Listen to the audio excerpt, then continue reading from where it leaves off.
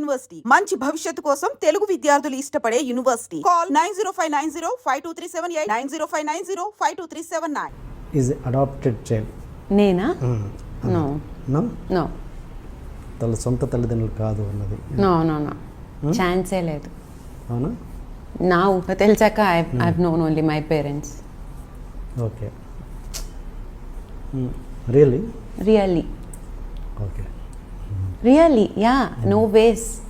ఎందుకంటే everything I know everything కదా. Okay okay. I need not show my certificates and all but then yeah no. Right. Okay. Srikrishna తోటి ఏంటి అంత bonding, brotherly bonding? ఎందుకంత అంటే ఏంటి అక్కడ ఏదో ఒక స్పెషల్ సిచ్యువేషన్ ఉంటుందిగా ఒక మనిషి మీద అంత ఇష్టం ఏర్పడడానికి? నాకు శ్రీకృష్ణ అన్న దీపు వీళ్ళిద్దరూ నాకు చాలా క్లోజ్. కృష్ణ చైతన్య కూడా. కృష్ణ చైతన్య బ్రదర్ అన్నను, సాకేత్ ఒకడు. వీళ్ళ ముగ్గురుని నేను బ్రదర్స్ కింద ట్రీట్ చేస్తాను. కృష్ణ చైతన్య శ్రీకృష్ణ, దీపు అండ్ సాకేత్ వీళ్ళ ముగ్గురిని నేను చాలా సొంతగా ఫీల్ అవుతాను.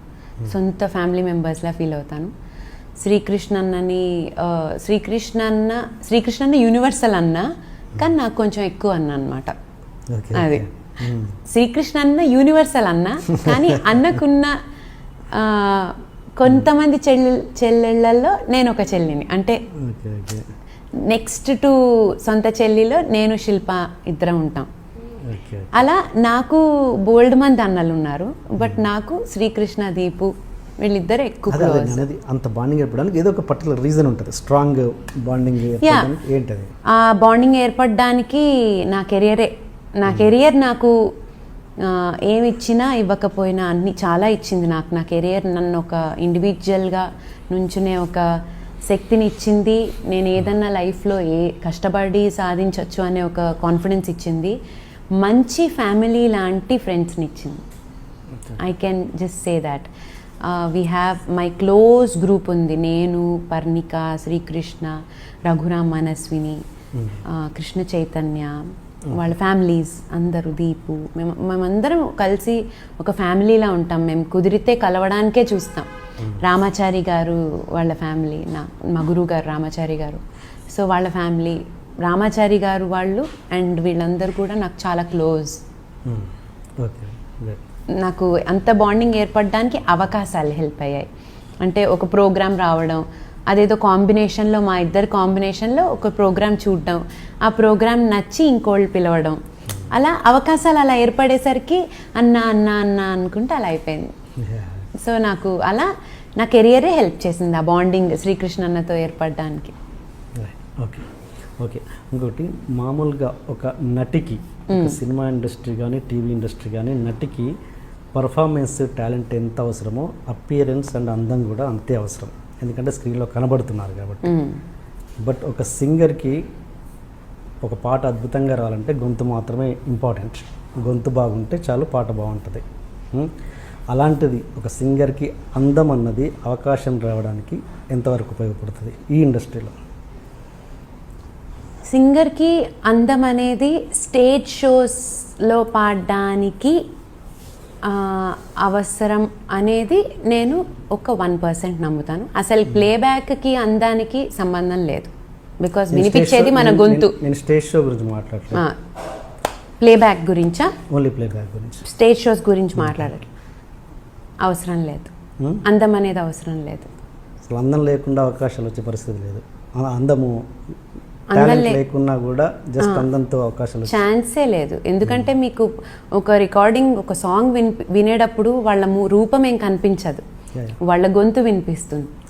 సో ఎవరన్నా ఎప్పుడన్నా మనం ఒక సాంగ్ వింటుంటే వాళ్ళ గొంతు వింటాం కానీ వాళ్ళ రూపాన్ని తలుచుకోం. మనకు గుర్తొచ్చేది కూడా పిక్చరైజేషన్ అయిపోయాక హీరో హీరోయిన్ గుర్తొస్తారు, కానీ పాడిన వాళ్ళు ఎలా పాడినప్పుడు వాళ్ళు ఇలా పాడుంటారని వాళ్ళ ఎక్స్ప్రెషన్స్ గొంతునే ఫీల్ అవుతాం మనం. మన గొంతు వింటూ మొహాన్ని ఊహించుకున్న వాళ్ళు అసలు దేవుళ్ళకి దగ్గరగా వెళ్ళిపోవచ్చు. వాళ్ళు అంత బ్రెయిన్లో అంత ఉంచుకున్న వాళ్ళని బేసిక్గా నన్ను అడిగితే. ఇప్పుడు నేనున్నాను, ఫర్ ఎగ్జాంపుల్ నాకు శ్రేయా ఘోషాల్ అంటే ఇష్టం. నేను శ్రేయా ఘోషాల్ వాయిస్ విని అమ్మాయి ఎలా పాడిందో వింటాను, కానీ ఆ అమ్మాయి పాడినప్పుడు ఆ అమ్మాయి ఎక్స్ప్రెషన్ ఇలా ఉంటుంది, ఆ అమ్మాయి మొహం ఇంత అందంగా మలిచి అన్నంత నాకు లేదు, నాకు అంత లేదు. అండ్ ఐఎమ్ ష్యూర్ ఎక్కడో దేవుడికి దగ్గరగా ఉండే వాళ్ళకే అంత ఉంటుంది. సో రూపం అనేది గొంతుకి సంబంధం లేదు.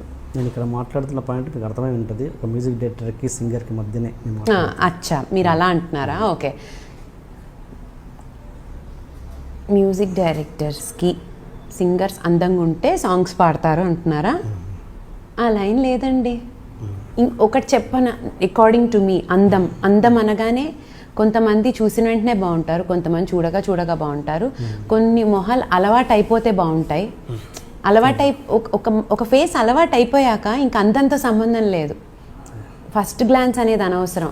ఫేస్ అలవాటు అయిపోయాక నేను మిమ్మల్ని రోజు చూస్తున్నాను అనుకోండి, మీరు రోజు అందంగా అనిపించవచ్చు, అందంగా కనిపించకపోవచ్చు. మీరు మిస్ వరల్డ్ అయినా కూడా ఆర్ మిస్టర్ వరల్డ్ అయినా కూడా మీరు నాకు అందంగా అనిపించచ్చు, అందంగా అనిపించకపోవచ్చు. సో అలవాటు అయిపోయిన మొహాలకి ఇంకా అందంత సంబంధం లేదు according to me. And as we know a person more అందం అనేది ఉండదు.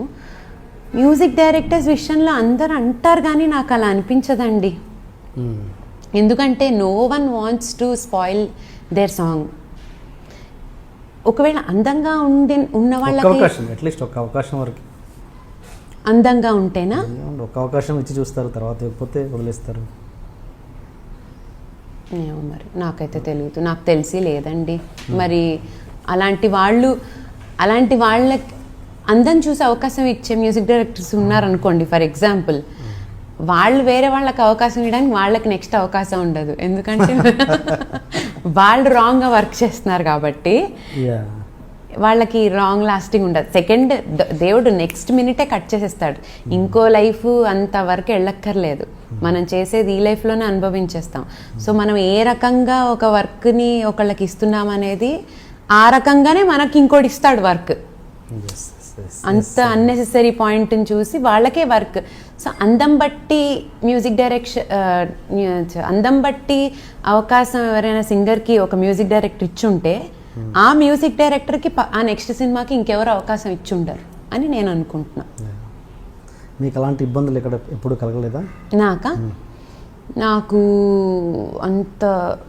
నాకు అంటే ఇండైరెక్ట్గా ఏదో రాళ్ళు వేసిన వాళ్ళని చూశాను కానీ డైరెక్ట్గా ఎవరు అంత ఓపెన్ అప్ అయిపోయి మాట్లాడలేదు. సో ఇండైరెక్ట్గా మాట్లాడినప్పుడు ఏమవుతుందంటే వాళ్ళు నిజంగా అలా మాట్లాడలేదా అనే ఒక డౌట్ ఉండిపోతుంది లైఫ్లో. సో అలాంటి డౌట్లోనే ఒకసారి ఏదో అయింది. అండ్ కెరియర్ స్టార్టింగ్లో ట్రై చేస్తే నేను అప్పుడు చాలా ఇన్నోసెంట్గా ఉండేదాన్ని. బట్ ఇన్నోసెంట్గానే తెలియకుండా మాటలు వచ్చేసేవి. అంటే ఇన్నోసెన్స్లో మాటలు వాళ్ళకి పాపం తగిలాయేమో. ఎవరో ఏదో ట్రై చేసి ఇండైరెక్ట్గా ట్రై చేస్తుంటే నేను మా మమ్మీని అడిగి చెప్తాను ఆర్ ఇలా మాట్లాడేదాన్ని మా మమ్మీతో. ఇలా ఏదన్నా మాట్లాడితే అండ్ దేవుడి దయ వల్ల all I got were marriage proposals, most of them directly or indirectly. Most of them wanted to marry me. If someone wants to marry me, that's not a mistake. If someone doesn't want to marry me but go around with me, that's a mistake for me. So people who always wanted to marry me, so I'll not say that is wrong also. Direct or indirect. Correct. తప్పలేదు కదా. శ్రీకృష్ణ అన్న మళ్ళీ శ్రీకృష్ణ పేరు వస్తుంది అన్నాడు. గీతామధురు చాలా తెలివైన పిల్ల, చాలా ముదురు, అందరిని మేనేజ్ భలే చేస్తుంది, దాంట్లో ఎటువంటిది లేదు, అమాయకంగా అనిపించే తెలివైన పిల్ల అని. ఇంతకేంటి గీత ముదురా అమ్మ, తెలివి గల అమ్మాయ, అమాయక పిల్లన? నేను ముదురు కాదు, తెలివైన అమ్మాయిని కాదు, అమాయకురాల్ని కాదు. మరి ఇంకోటి ఏంటుంది కొత్తది? అన్ని సమపాళ్ళల్లో ఉన్న ఒక బ్యాలెన్స్డ్ అమ్మాయిని నేను. అన్ని ఒక అమ్మాయి ఎలా ఉండాలి అంటే గీతలా ఉండాలి, అలా ఉండే అమ్మాయి. జోక్స్ అపార్ట్ అలా ఏం లేదంటే ఏదో just go with the flow. నాకు అనిపించింది నేను చేస్తాను. అది ఒక్కొక్కళ్ళకి ముదురుగా అనిపించవచ్చు, ఒకళ్ళకి అమాయకంగా అనిపించవచ్చు, ఒకళ్ళకి యాబ్సెంట్ మైండెడ్ అనిపించవచ్చు, ఒకళ్ళకేమో అతి తెలివిలా అనిపించవచ్చు. నాకు అనిపించింది నేను చేస్తాను. నేను అంతేమీ దాని గురించి అంత పోస్ట్ మార్టం చేయను, ఏ విషయాన్ని అంత పోస్ట్ మార్టం చేయను. బట్ ఎవరైనా నన్ను ఎవరైనా నాతో మాట్లాడిన దాన్ని ఆర్ వాళ్ళ మైండ్స్ని మాత్రం నేను నా మైండ్లో పోస్ట్ మార్టం చేస్తాను అనమాట. మొత్తం అసలు వాళ్ళ మైండ్ ఏంటి, వాళ్ళు ఎందుకు ఇలా మాట్లాడతారు, వాళ్ళు ఎలాంటి మనుషులు, వాళ్ళు ఏంటి అని తెలుసుకోవడం ఇంట్రెస్ట్ నాకు. సైకాలజీ సైడ్ వెళ్ళిపోవడం ఇంట్రెస్ట్. సో అలా కానీ నేను ఎక్కువ నా మైండ్ని ఎక్కువ ఆలోచించాను, నేను ఎలాంటి దాన్ని. బట్ నాకు శ్రీకృష్ణ, దీపు వీళ్ళిద్దరు ఎక్కువ క్లోజ్. అంత బాండింగ్ ఏర్పడడానికి ఏదో ఒక పర్టికులర్ రీజన్ ఉంటుంది, స్ట్రాంగ్ బాండింగ్ ఏంటది? ఆ బాండింగ్ ఏర్పడడానికి నా కెరియర్ నాకు ఏమి ఇచ్చినా ఇవ్వకపోయినా అన్ని చాలా ఇచ్చింది నాకు. నా కెరియర్ నన్ను ఒక ఇండివిజువల్గా నుంచునే ఒక శక్తిని ఇచ్చింది. నేను ఏదన్నా లైఫ్లో కష్టపడి సాధించవచ్చు అనే ఒక కాన్ఫిడెన్స్ ఇచ్చింది. మంచి ఫ్యామిలీ లాంటి ఫ్రెండ్స్ని ఇచ్చింది. I can just say that. We have my close group ఉంది. నేను, పర్ణిక, శ్రీకృష్ణ, రఘురామ్, మనస్విని, కృష్ణ చైతన్య, వాళ్ళ ఫ్యామిలీస్ అందరూ, దీపు, మేమందరం కలిసి ఒక ఫ్యామిలీలా ఉంటాం. మేము కుదిరితే కలవడానికే చూస్తాం. రామాచారి గారు వాళ్ళ ఫ్యామిలీ, మా గురువు గారు రామాచారి గారు, సో వాళ్ళ ఫ్యామిలీ, రామాచారి గారు వాళ్ళు అండ్ వీళ్ళందరూ కూడా నాకు చాలా క్లోజ్. నాకు అంత బాండింగ్ ఏర్పడడానికి అవకాశాలు హెల్ప్ అయ్యాయి. అంటే ఒక ప్రోగ్రామ్ రావడం, అదేదో కాంబినేషన్లో మా ఇద్దరు కాంబినేషన్లో ఒక ప్రోగ్రామ్ చూడడం, ఆ ప్రోగ్రామ్ నచ్చి ఇంకోళ్ళు పిలవడం, అలా అవకాశాలు అలా ఏర్పడేసరికి అన్న అన్న అన్న అనుకుంటే అలా అయిపోయింది. సో నాకు అలా నా కెరియరే హెల్ప్ చేసింది ఆ బాండింగ్ శ్రీకృష్ణ అన్నతో ఏర్పడడానికి. ఓకే ఓకే ఇంకోటి, మామూలుగా ఒక నటికి సినిమా ఇండస్ట్రీ కానీ టీవీ ఇండస్ట్రీ కానీ నటికి పర్ఫార్మెన్స్ టాలెంట్ ఎంత అవసరమో అపియరెన్స్ అండ్ అందం కూడా అంతే అవసరం, ఎందుకంటే స్క్రీన్లో కనబడుతున్నారు కాబట్టి. బట్ ఒక సింగర్కి ఒక పాట అద్భుతంగా రావాలంటే గొంతు మాత్రమే ఇంపార్టెంట్. గొంతు బాగుంటే చాలు, పాట బాగుంటుంది. అలాంటిది ఒక సింగర్కి అందం అన్నది అవకాశం రావడానికి ఎంతవరకు ఉపయోగపడుతుంది ఈ ఇండస్ట్రీలో? సింగర్కి అందం అనేది స్టేజ్ షోస్లో పాడడానికి అవసరం అనేది నేను ఒక 1% నమ్ముతాను. అసలు ప్లేబ్యాక్కి అందానికి సంబంధం లేదు, బికాస్ వినిపించేది మన గొంతు. నేను స్టేజ్ షో గురించి మాట్లాడలేదు, ప్లేబ్యాక్ గురించా? ఓన్లీ ప్లేబ్యాక్ గురించి. స్టేజ్ షోస్ గురించి మాట్లాడరు, అవసరం లేదు. అందం అనేది అవసరం లేదు. అసలు అందం లేకుండా అవకాశాలు వచ్చే పరిస్థితి లేదు. అందము లేకున్నా కూడా జస్ట్ అందంతో అవకాశాలు ఛాన్సే లేదు. ఎందుకంటే మీకు ఒక రికార్డింగ్, ఒక సాంగ్ వినేటప్పుడు వాళ్ళ రూపం ఏం కనిపించదు, వాళ్ళ గొంతు వినిపిస్తుంది.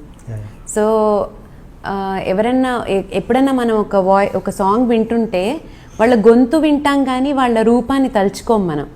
మనకు గుర్తొచ్చేది కూడా పిక్చరైజేషన్ అయిపోయాక హీరో హీరోయిన్ గుర్తొస్తారు, కానీ పాడిన వాళ్ళు ఎలా పాడినప్పుడు వాళ్ళు ఇలా పాడుంటారని వాళ్ళ ఎక్స్ప్రెషన్స్ గొంతునే ఫీల్ అవుతాం మనం. మన గొంతు వింటూ మొహాన్ని ఊహించుకున్న వాళ్ళు అసలు దేవుళ్ళకి దగ్గరగా వెళ్ళిపోవచ్చు. వాళ్ళు అంత బ్రెయిన్లో అంత ఉంచుకున్న వాళ్ళని బేసిక్గా నన్ను అడిగితే. ఇప్పుడు నేనున్నాను, ఫర్ ఎగ్జాంపుల్ నాకు శ్రేయా ఘోషాల్ అంటే ఇష్టం. నేను శ్రేయా ఘోషాల్ వాయిస్ విని ఆ అమ్మాయి ఎలా పాడిందో వింటాను, కానీ ఆ అమ్మాయి పాడినప్పుడు ఆ అమ్మాయి ఎక్స్ప్రెషన్ ఇలా ఉంటుంది, ఆ అమ్మాయి మొహం ఇంత అందంగా మలిచి అన్నంత నాకు లేదు, నాకంత లేదు. And I'm sure